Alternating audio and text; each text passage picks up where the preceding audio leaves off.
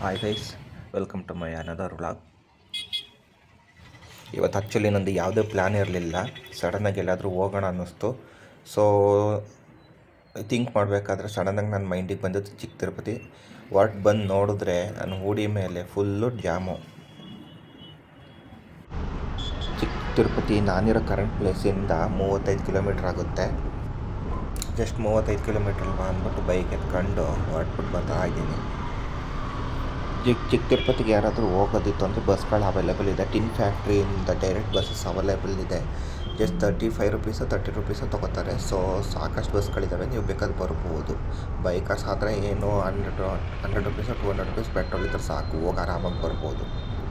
ನಂದಿದ್ದು ಅನ್ಪ್ಲಾನ್ trip. So ನಾನು ಮನೇಲಿ ಸುಮ್ಮನೆ ಬೋರ್ ಆಗ್ತೈತೆ ಅಂದ್ಬಿಟ್ಟು ಜಸ್ಟ್ ಬೈಕ್ ಎತ್ಕೊಬಿಟ್ಟು ಬಂದುಬಿಟ್ಟೆ ಹೋಗೋಣ ಅಂತ. ಟಿನ್ ಫ್ಯಾಕ್ಟ್ರಿ ಕಾಡ್ಗೋಡಿ ರೂಟು ಮತ್ತು ಡೈರೆಕ್ಟ್ ಬಂದರೆ ನಾವು ಸ್ವಲ್ಪ ಒನ್ ವೇ ಇದೆ. ಸೊ ಹಾಗಾಗಿ ಹುಷಾರಾಗಿ ಬರಬೇಕು.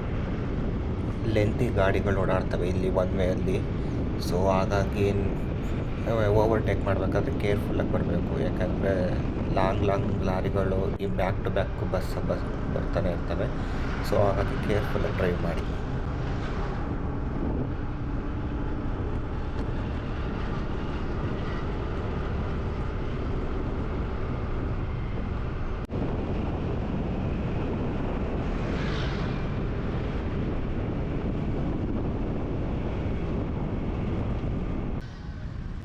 ನೀವಿಲ್ಲಿ ನೋಡ್ತಾ ಇರೋದು ಚಿಕ್ಕ ತಿರುಪತಿಯಲ್ಲಿರೋ ರಾಜಗೋಪುರ. ಇದಿನ್ನು ಪ್ರೋಸೆಸ್ಸಲ್ಲಿದೆ, ಇನ್ನೂ ಪೇಂಟ್ ಆಗಿಲ್ಲ. ಆ ಗೋಪುರದಿಂದ ಮೇನ್ ರೋಡಲ್ಲಿ ಸ್ವಲ್ಪ ಮುಂದೆ ಬಂದು ಬಲಗಡೆ ನೋಡಿದ್ರೆ ಇಲ್ಲೊಂದು ಆರ್ಚ್ ಇದೆ. ಈ ಮೂಲಕ ದೇವಸ್ಥಾನಕ್ಕೆ ಹೋಗ್ಬೋದು. ಮತ್ತು ಎಡಗಡೆ ದೊಡ್ಡದಾಗಿ ಪಾರ್ಕಿಂಗು ಸಹ ಇದೆ. ಯಾವುದಾದ್ರು ವೆಹಿಕಲಲ್ಲಿ ನೀವು ಓನ್ ವೆಹಿಕಲ್ ಬಂದರೆ ಪಾರ್ಕ್ ಮಾಡ್ಬೋದು.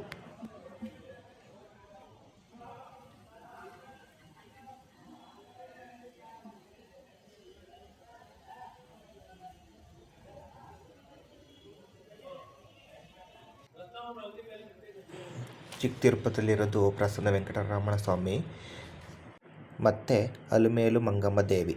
ಈ ದೇವಾಲಯ ಶತಮಾನಗಳಷ್ಟು ಹಳೆಯದು ಅಂತ ಹೇಳ್ತಾರೆ. ಪೌರಾಣಿಕ ಕಥೆಯ ಪ್ರಕಾರ ದ್ವಾಪರ ಯುಗದಲ್ಲಿ ಕಂದಹ ದಹನದ ನಂತರ ಅಗ್ನಿದೇವನಿಗೆ ತೀವ್ರ ಹೊಟ್ಟೆ ನೋವು ಬಂತು. ಯಾಕೆಂದರೆ ಯಜ್ಞದಲ್ಲಿನ ಅಮೂಲ್ಯ ವಸ್ತುಗಳು ಹೊಟ್ಟೆಯಲ್ಲಿ ವಿಷವಾದುದರಿಂದ ಆತನ ಶಾಪಮುಕ್ತಿಗಾಗಿ ವಿಷ್ಣು ದೇವರ ಪ್ರಾರ್ಥನೆಯನ್ನು ಮಾಡ್ತಾರೆ. ವಿಷ್ಣು ದೇವರು ಅಗ್ನಿದೇವರ ಶಾಪವನ್ನು ನಿವಾರಿಸಲು ಇಲ್ಲಿ ಪ್ರಸನ್ನ ವೆಂಕಟರಮಣರಾಗಿ ನೆಲೆಯೂರ್ತಾರೆ. ಇದನ್ನು ಚಿಕ್ಕ ತಿರುಪತಿ ಎಂದು ಕರೆಯಲಾಗ್ತದೆ. ಅದಾದ ನಂತರ ಅಗ್ನಿದೇವರು ಪ್ರಸನ್ನ ವೆಂಕಟರಮಣ ಸ್ವಾಮಿಯನ್ನು ಇಲ್ಲಿ ಪ್ರತಿಷ್ಠಾಪಿಸಿದರೆಂದು ನಂಬಲಾಗಿದೆ. ಚಿಕ್ಕ ತಿರುಪತಿಯಲ್ಲಿನ ಪ್ರಸನ್ನ ವೆಂಕಟೇಶ್ವರ ಸ್ವಾಮಿಯ ಅಭಯಹಸ್ತ ಮೇಲ್ಮುಖವಾಗಿದೆ. ಇದೇ ತಿರುಪತಿಯಲ್ಲಿ ಕೆಳಮುಖವಾಗಿರುವುದನ್ನು ನಾವು ಗಮನಿಸಬಹುದು.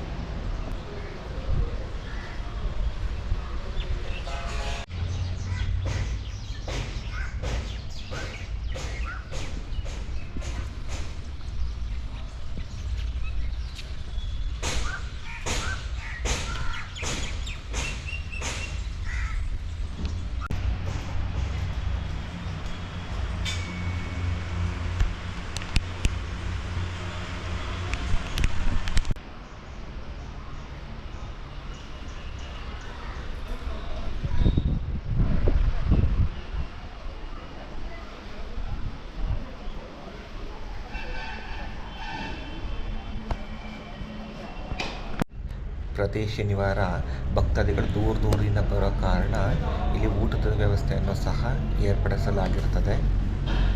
ಭಕ್ತರು ಇದ್ರ ಸದುಪಯೋಗ ಪಡ್ಕೋಬೋದು. ಹೊರಗಡೆ ಬಂದರೆ ಲಾಡು ಪ್ರಸಾದ ತಿಂಡಿ ತಿನಿಸುಗಳು ಸಹ ದೊರೆಯುತ್ತೆ. ವೀಕ್ ಡೇ ಆಗಿರೋದ್ರಿಂದ ಜಾಸ್ತಿ ಶಾಪ್ಸ್ ಓಪನ್ ಇರಲಿಲ್ಲ.